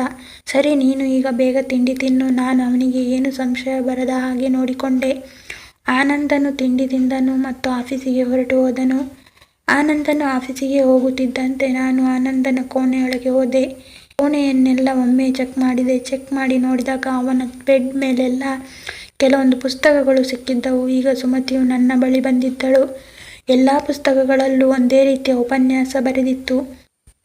ಎಲ್ಲ ಪುಸ್ತಕಗಳಲ್ಲೂ ಊರ್ಮಿಳಾ ಎಂಬ ಹೆಸರಿನ ಒಂದು ಹುಡುಗಿ ಇದ್ದಳು. ಅವಳ ಕತೆ ಹೀಗಿತ್ತು. ಮದುವೆಯ ಪ್ರಥಮ ರಾತ್ರಿಯಲ್ಲಿ ಅವಳ ಗಂಡನು ಅವಳನ್ನು ಕೋಣೆಯಿಂದ ನೂಕಿ ಹೊರಹಾಕಿದ್ದನು ಮತ್ತು ಮಾರನೇ ದಿನ ಹೊಸ ಮದುಮಗಳನ್ನು ಕರೆತಂದಿದ್ದನು. ಅವಳು ಕ್ರಮೇಣ ಮನರೋಗಿಯಾಗತೊಡಗಿದಳು. ಹೊಸ ಮದುಮಗಳನ್ನು ನೋಡಿ ಅವಳು ಅವರ ಮೇಲೆ ಮುಗಿಬೀಳುತ್ತಿದ್ದಳು. ಈಗ ಅವಳು ಯಾವುದೇ ಮದುವೆಯಲ್ಲೂ ಹೊಸ ಮದುಮಗಳನ್ನು ನೋಡಿದಾಗ ಅವಳನ್ನು ಹೊಡೆಯಲು ಹೋಗುತ್ತಿದ್ದಳು.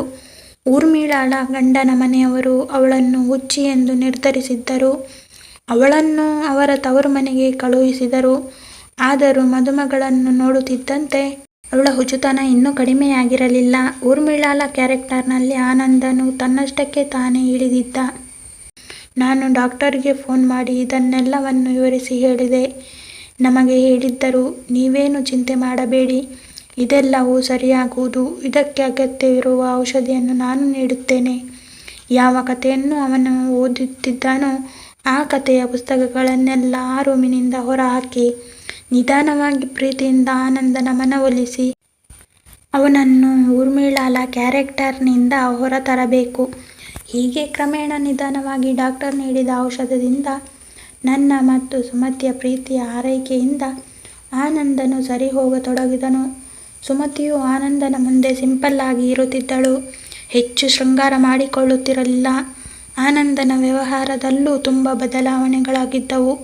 ಈಗ ಆನಂದನ ಕಣ್ಣಿನಲ್ಲಿ ಸುಮತಿಯ ಮೇಲೆ ತುಂಬ ಪ್ರೀತಿ ಉಕ್ಕಿ ಹರಿಯುವುದನ್ನು ನಾನು ಅಬ್ಸರ್ವ್ ಮಾಡಿದೆ. ಈಗ ಸುಮತಿ ಎಲ್ಲಿ ಹೋದರೂ ಆನಂದ್ ಅವಳನ್ನು ಹಿಂಬಾಲಿಸುತ್ತಿದ್ದ. ಆನಂದನ ಚಿಕಿತ್ಸೆ ನಡೆದು ಇಂದಿಗೆ 3 ತಿಂಗಳಾಗಿದ್ದವು. ಸುಮತಿಯ ಶ್ರದ್ಧೆ ಮತ್ತು ಪರಿಶ್ರಮವನ್ನು ನೋಡಿ ನಾನು ಬೆರಗಾಗಿ ಹೋಗಿದ್ದೆ. ನಾನು ಹಿಂದಿನ ಜನ್ಮದಲ್ಲಿ ಯಾವುದೋ ಪುಣ್ಯದ ಕೆಲಸ ಮಾಡಿರಬೇಕು. ಅದಕ್ಕಾಗಿ ನನಗೆ ಸುಮತಿಯಂತಹ ಸೊಸೆ ಸಿಕ್ಕಿದ್ದಾಳೆ. ಇಲ್ಲಿಯವರೆಗೂ ಸುಮತಿಯು ನನ್ನ ಕೋಣೆಯಲ್ಲಿಯೇ ಮಲಗುತ್ತಿದ್ದಳು ಎಂದು ನಾನು ನಿರ್ಧರಿಸಿದೆ. ಅವಳ ಸಂಸಾರದ ಬಗ್ಗೆ ಒಂದು ನಿರ್ಧಾರವಾಗಬೇಕಿತ್ತು. ಆನಂದ್ ಗುಣಮುಖನಾಗಿದ್ದಾನೆ ಎಂದು ನನಗೆ ವಿಶ್ವಾಸ ಮೂಡಿತ್ತು. ನಾನು ಸುಮತಿಗೆ ಹೇಳಿದೆ, ನೀನು ಕೊನೆಯ ಒಂದು ಹೆಜ್ಜೆಯನ್ನು ಇಡಬೇಕಿದೆ.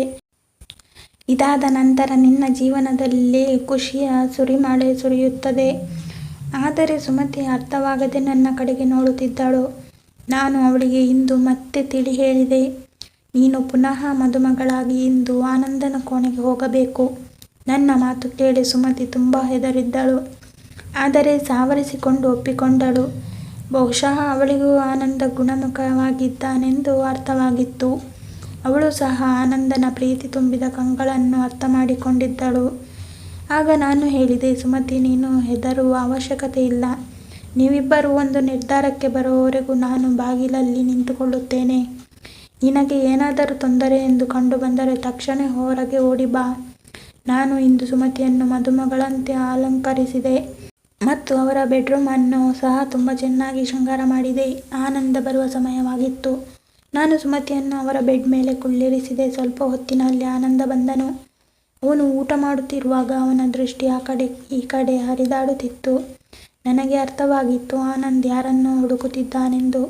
ನನಗೆ ಏನು ಗೊತ್ತೇ ಇಲ್ಲದವಳಂತೆ ಕುಳಿತುಕೊಂಡೆ. ಸ್ವಲ್ಪ ಹೊತ್ತಿನಲ್ಲೇ ಆನಂದನೇ ಕೇಳಿದ, ಅಮ್ಮ, ಸುಮತಿ ಎಲ್ಲೂ ಕಾಣುತ್ತಿಲ್ಲ, ಎಲ್ಲಾದರೂ ಹೋಗಿದ್ದಾಳಾ? ನಾನು ಹೇಳುವುದಕ್ಕಿಂತ ಮೊದಲೇ ಶ್ರುತಿ ಹೇಳಿದಳು, ಅಣ್ಣ, ಅತ್ತಿಗೆ ಅಂತೂ ನಿಮ್ಮ. ಅಷ್ಟರಲ್ಲೇ ನಾನು ಶ್ರುತಿಯನ್ನು ತಡೆದು ಅವಳ ಬಾಯಿ ಮುಚ್ಚಿಸಿದೆ. ನಾನು ನಗುತ್ತಾ ಹೇಳಿದೆ, ಆನಂದ್, ನೀನು ಮೊದಲು ಊಟವನ್ನು ಮುಗಿಸು. ಅದರ ನಂತರ ನೀನು ನಿನ್ನ ಕೋಣೆಗೆ ಹೋಗು. ಅಲ್ಲಿ ನಿನ್ನ ಪ್ರಶ್ನೆಗೆ ಉತ್ತರ ದೊರೆಯುವುದು. ಊಟವಾದ ಮೇಲೆ ಆನಂದ್ ತನ್ನ ಕೋಣೆಗೆ ಹೊರಟು ಹೋದನು.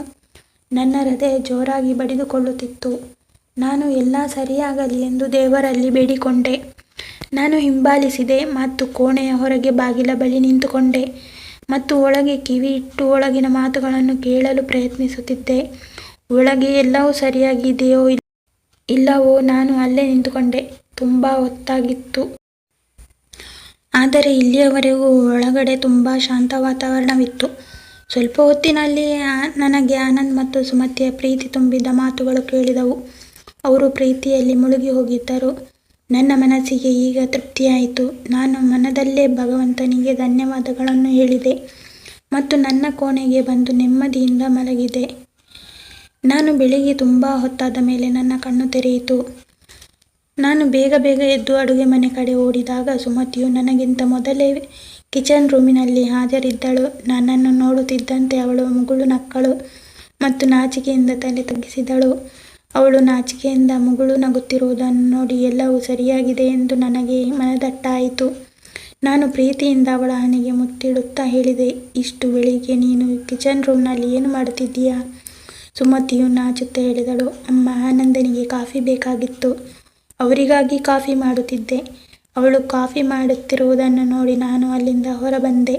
ನಾನು ಸೋಫಾದ ಮೇಲೆ ಕುಳಿತು ನನ್ನ ಕಣ್ಣನ್ನು ಮುಚ್ಚಿಕೊಂಡೆ. ಇಂದು ನನ್ನ ಆನಂದನ ಮತ್ತು ಸುಮತಿಯ ಜೀವನದಲ್ಲಿ ಖುಷಿ ಇತ್ತು. ಭಗವಂತ ನನ್ನ ಈ ಪರಿವಾರಕ್ಕೆ ಯಾರ ದೃಷ್ಟಿಯೂ ಬೀಳದಿರಲಿ. ಧನ್ಯವಾದಗಳು. ಕತೆ ಇಷ್ಟ ಆಗಿದರೆ ಲೈಕ್ ಮಾಡಿ, ಶೇರ್ ಮಾಡಿ, ಸಬ್ಸ್ಕ್ರೈಬ್ ಮಾಡಿ.